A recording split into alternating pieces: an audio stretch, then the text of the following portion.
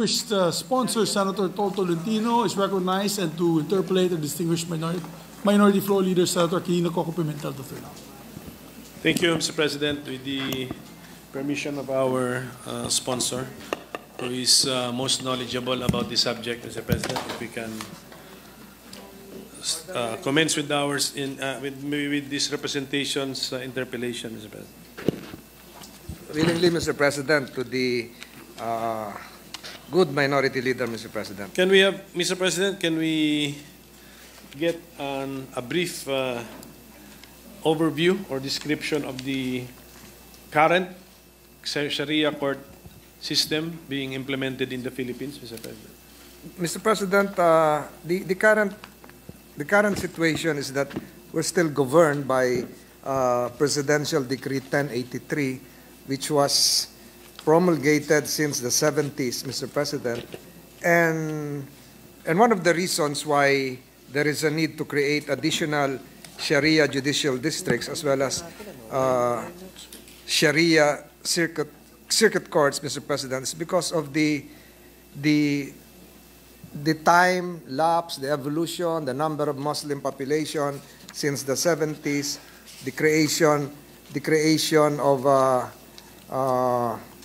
Bangsamoro law, Mr. President, as well as the expanding population, of our Muslim brothers and sisters. Incidentally, Mr. President, we're now observing the holy month of Ramadan, as well as the migration of our Muslim brothers and sisters who previously were just concentrated in the areas of the Bangsamoro, the Cotabato area, the Zamboanga Peninsula. But now, Mr. President, our Muslim brothers and sisters are now living in previously Christian populated, denominated areas such as Metro Manila, the Ilocos region, the Visayas, Mr. President, as well as the Bicol region. So, Mr. President, the need for the creation of additional courts would respond to the present needs of the times, as well as the nudge coming from the Supreme Court in a decision promulgated July 2023, wherein the Supreme Court itself emphasized the need to strengthen the Sharia or Islamic law by providing more access to justice, to the Sharia justice system in almost all parts of the Philippines, Mr. President. What would be the jurisdiction of the Sharia courts, Mr. President? The Sharia courts, Mr. President, would be limited to personal laws enumerated in Presidential Decree 1083, and this would be limited, Mr. President, to cases involving family relations and cases wherein the Islamic law would be triggered, especially, as I've said, 1083, PD 1083 on marriages, contracts involving a certain amount involving our Muslim brothers and sisters, and including petitions for custody, guardianship, paternity, legitimacy involving our Muslim brothers and sisters, as well as petitions for the declaration of absence and death, cancellation of correction of entries in the Muslim registries, Mr. President. So basically, it will involve administrative as well as legal systems implicated in the Sharia law. So, Mr. President, personal family laws, marriage, divorce, betrothal, disposition of property, and restitution of marital rights, Mr. President.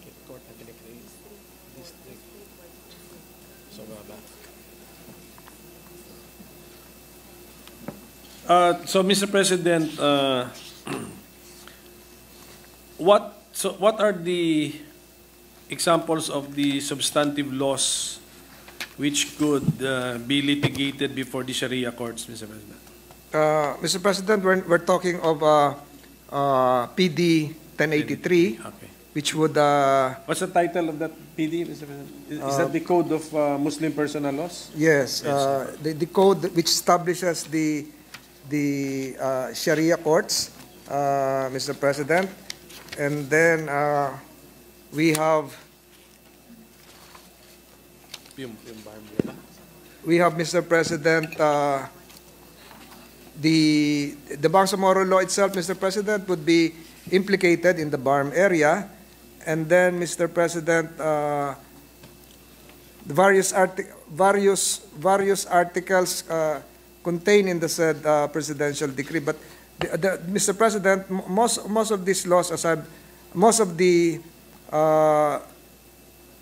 instances wherein the Sharia courts, the district courts as well as the circuit courts would implicate mostly, Mr. President, personal Muslim laws, Mr. President. It has nothing to do with criminal. It has nothing to do with other civil laws, Mr. President. So the title of the law is the Code of Muslim Personal Laws of the Philippines. That's Presidential Decree 1083. Thank you, Mr. President. In the creation of a Sharia court, this bill that we are talking about, what kind of Sharia courts do we create, Mr. President? So, Mr. President, we will be adding to the original list of Sharia district courts additional 3 Sharia judicial district courts, 12 Sharia circuit courts, Mr. President. In the court system that we are more familiar with, can we say that the Sharia district court is the equivalent of our regional trial court? Is that more or less the comparison, Mr. President? I think, Mr. President, the better comparison would be to consider the Sharia district courts as your appellate court, Mr. President, and the circuit court as your regional trial court. Okay. So thank you for that, Mr. President. So the decisions of this circuit court, Sharia circuit courts, are appealable to the Sharia district court, and then the decisions of the Sharia district courts are these still appealable, Mr. President? Mr. President, while Presidential Decree 1083 states in Article 145 thereof of the finality of decision, and I quote, the decisions of the Sharia district courts, whether on appeal from the Sharia circuit court or not, shall be final. The final sentence of said provision provides that nothing herein contained shall affect the regional and appellate jurisdiction of the Supreme Court as provided in the Constitution. So they can still go up. So in practice, the decisions of Sharia district courts are brought up for review only to the Supreme Court, not to the Court of Appeals. Yes, Mr. President. Supreme Court. Yes, Mr. President. On questions of law, it goes straight to the Supreme Court, Mr. President. This is a Rule 65 action. Yes, Mr. President. But to add another matter, when we crafted, when Your Honor was part of the Congress then, when the Bangsamoro law was crafted, I think there is a provision for a Sharia High Court, which is equivalent to a Supreme Court. So Rule 45 on a question of law under our rules of procedure, Mr. President. Rule 45. So petition for review on certiorari. Yes, yes. So it's a matter of right. Yes, this is a we speak of questions of law. So the findings of fact would be given a finality as to the findings of the district Sharia district court. Okay, so thank you for that, Mr. President. So, does the creation of Sharia courts need the prior recommendation of the Supreme Court? Mr. President, the Supreme Court on several occasions, including the case that I just mentioned, the 2003 case, Spouses Maliga versus Spouses Tingao, 11 July 2023, GR 21135, already proposed, and on several occasions involving Supreme Court, internal Supreme Court discussions, they proposed the establishment of additional Sharia district courts, Mr. President, and Sharia judicial district courts, as well as Sharia circuit courts, Mr. President. So there is already a recommendation. What year is that decision, Mr. President? 2023. Thank you. Mr. President. Mr. President, with the permission of the two gentlemen, can I make a singit? Yes, Senator De La Rosa is recognized. Yeah, thank you. With the permission of the sponsor, I was nagkausap lang ako when you gave the answer to the question of the minority leader. Yung question niya about yung decision ng Sharia District Court, is it appealable to the Supreme Court? Yes. Yes. Yes. Thank you. Yun lang gusto ko maklaro. Thank you, Mr. Chairman. Mr. President. Thank you, Minority Leader, na good sponsor. But regular mode of appeal siya. Hindi siya, no?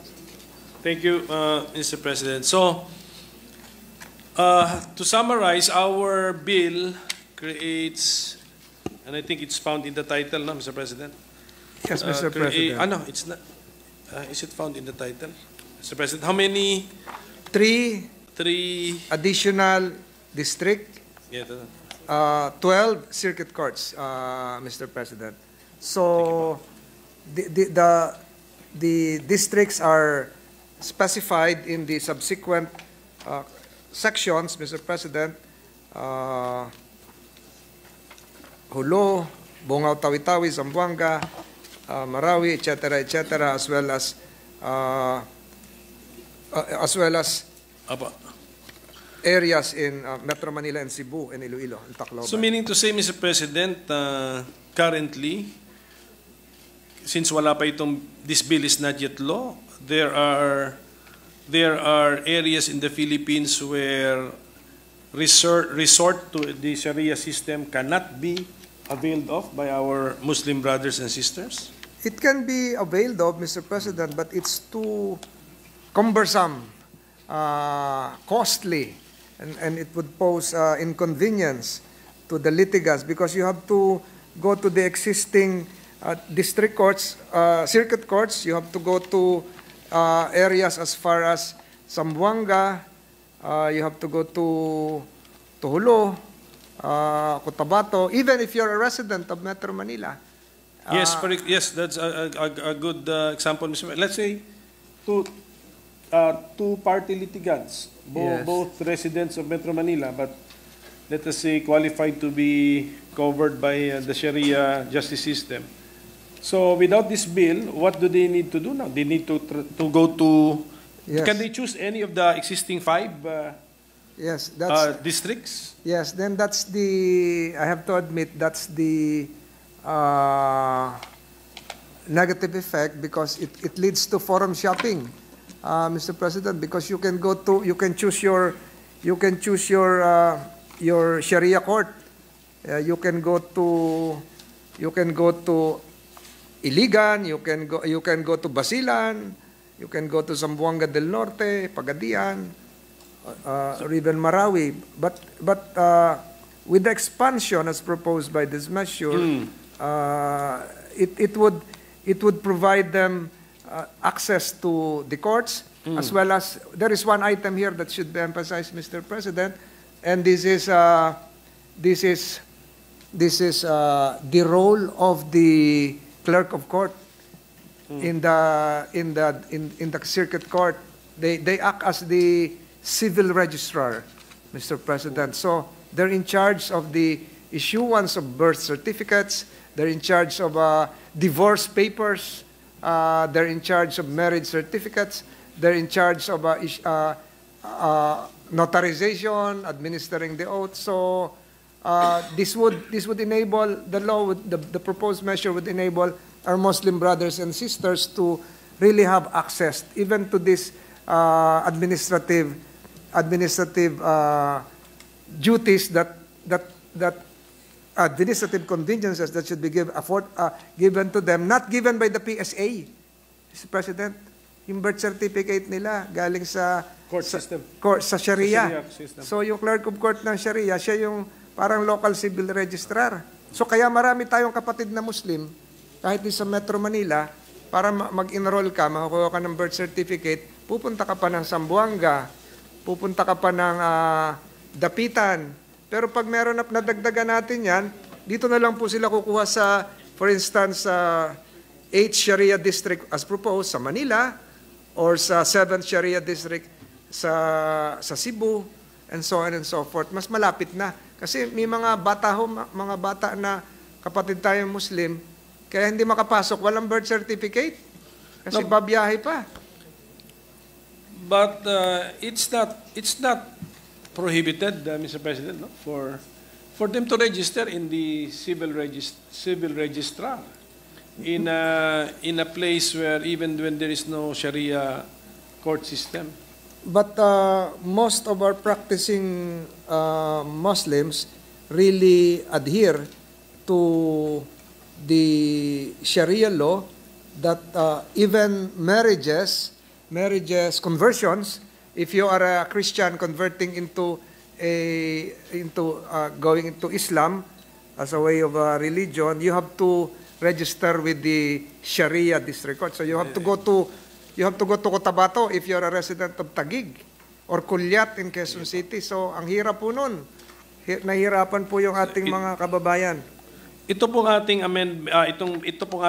itong ating bill kasi is mandatory in nature. After the amendments, the entire country will territorially speaking will now be covered by at least one district. No, Mr. President, there will be 6 Sharia district courts. For instance, naka-cluster na po yon kasi po ang operative word here is where there is a sizable Muslim population. So yung Sharia, for instance po, yung Sharia, 6 Sharia district, ito po yung sa Bukidnon, Misamis Oriental, Misamis Occidental, Cagayan de Oro, Region 11 in Davao, and Caraga.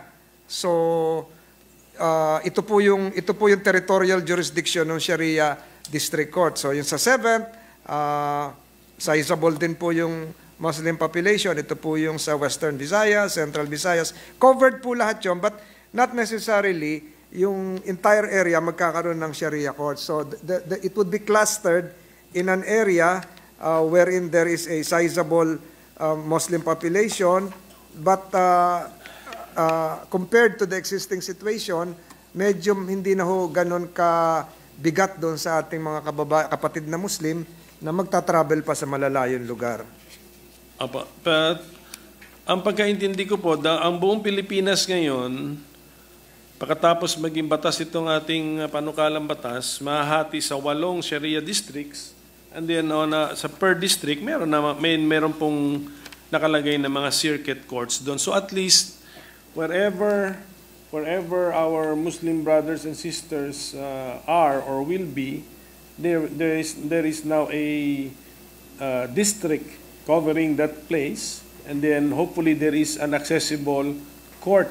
Mr. President, there would be a district which would encompass the territorial jurisdiction of the court, but the station itself of the court would be confined into one locality, Mr. President. Siguro po yung 6 Sharia District Court, depending on the decision of the Supreme Court, can be placed in Cagayan de Oro. Not necessarily in all the provinces comprising the 6 Sharia District Court, such as Misamis Oriental, Misamis Occidental, Bukidnon, Camiguin, and the provinces within regions 11 and 13, that's Caraga. So, iba po yung jurisdiction nandun po, pero the permanent station itself will be, as mentioned by the law, will be confined in one area, Mr. President. The appellate court. Appellate court.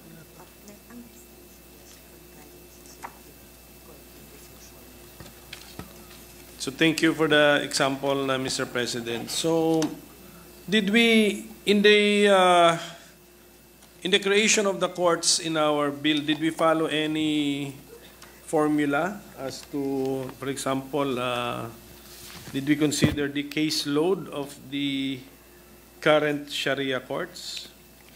Mr. President, the formula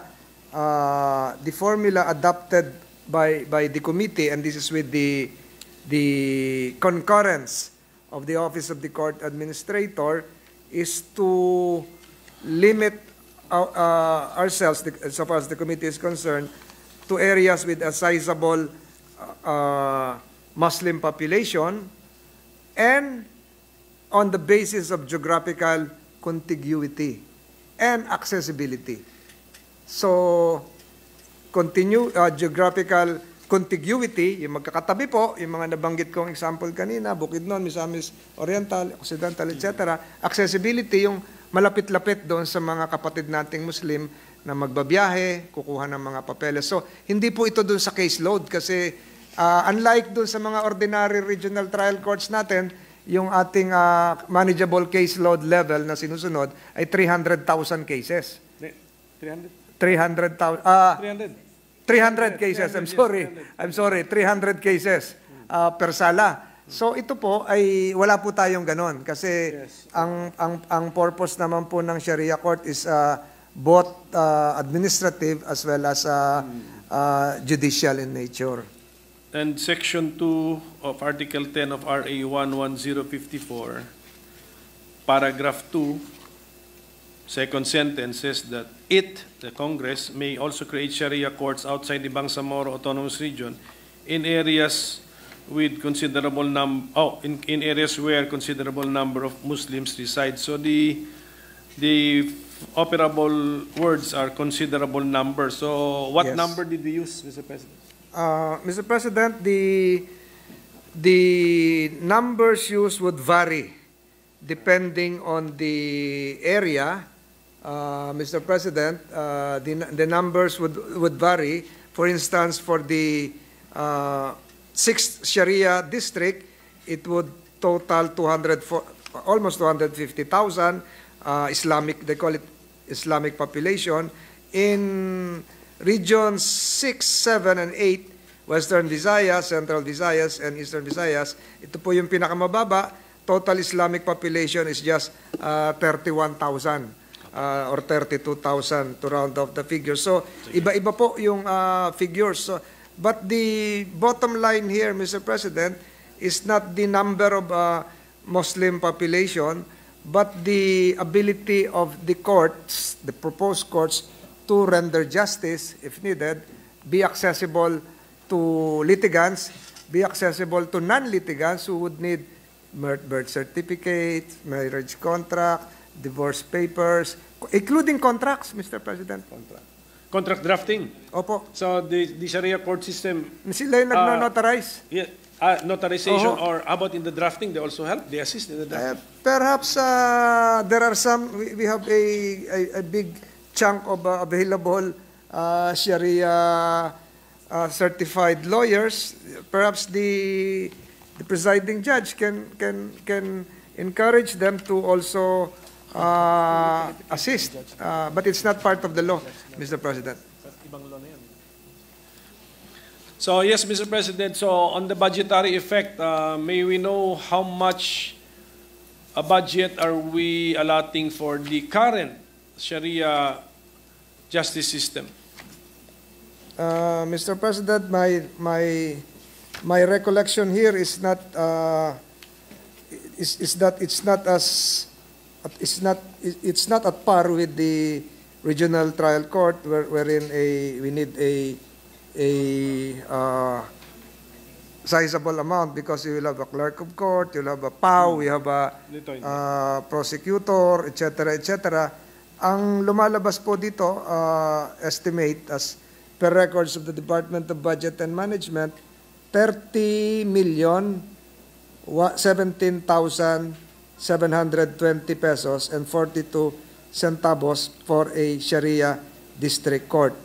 And for a Sharia circuit court, we would need 26,682,644 and 66 centavos. And that would include the MOOE, the capital expenditure, etc., etc., to enable the Sharia court to operate, Mr. President. Annually. Annually, Yes, Mr. yes. President. So this measure will need additional budgetary support of around 500 million pesos annually, Mr. President. I think so. I would And then- defer to the yes, on top- mathematical On wisdom of the minority leader, on top of the current budget for the judiciary. for the Sharia system, the current. I don't have the We don't exact have it here. Anyway, figures Mr. President, here, Mr. President. thank you. We have an idea, Mr. President, of the budgetary effect. But I think the mandate is there that we have to create Sharia courts where there is a considerable number of our Muslim brothers and sisters, Mr. President. And as pointed out to us by our sponsor, this is not really just the normal court system na litigation. It's like also a civil registry, and then PAW, assistance, nandun din po, at saka public official allowed to administer oaths, Mr. Yes, President. Mr. President.